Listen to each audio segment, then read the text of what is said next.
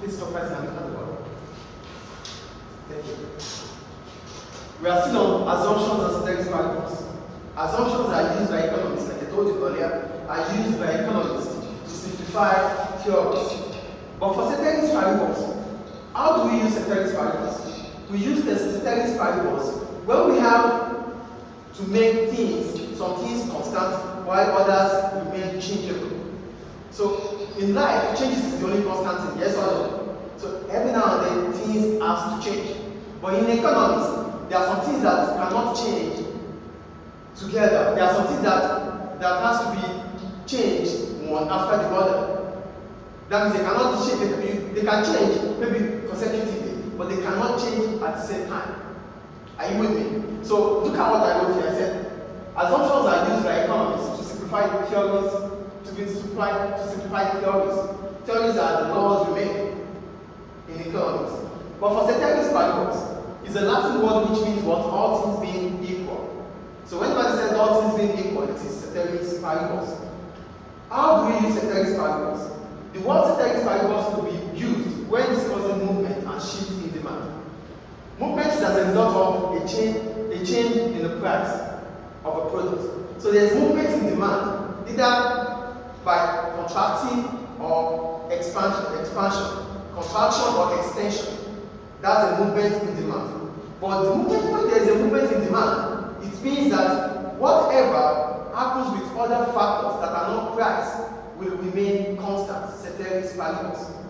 In demand, there is a price factor that affects what we buy. In demand, there are non-pricing factors that affect what we buy.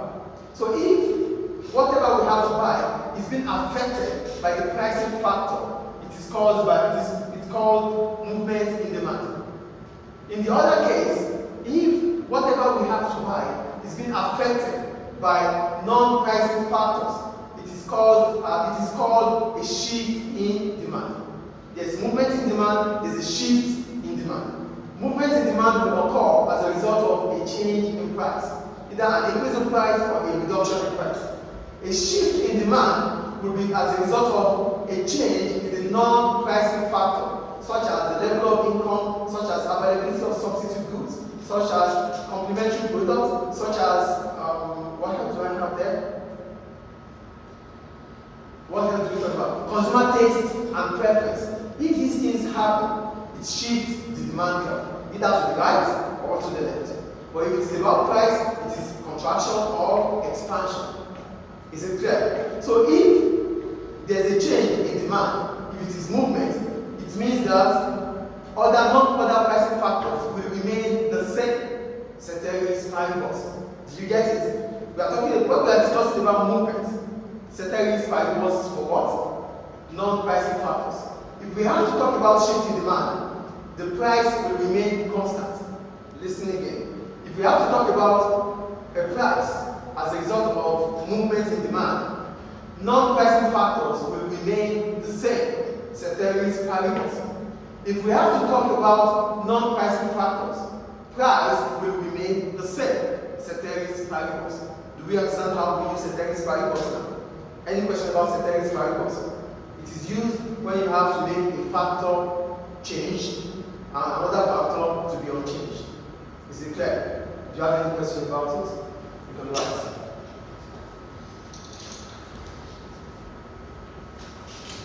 Yeah, please continue.